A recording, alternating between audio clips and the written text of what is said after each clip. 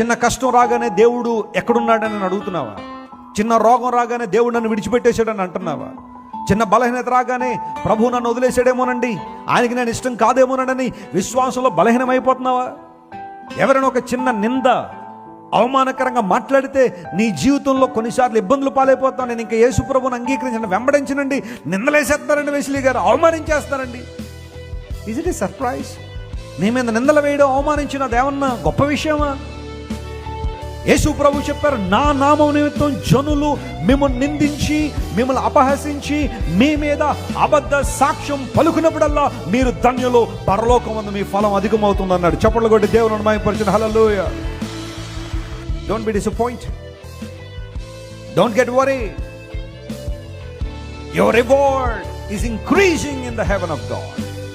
దేవుడు నీ బహుమానాన్ని ఏం చేస్తున్నాడు? ఆయన అభివృద్ధి పరుస్తున్నాడు.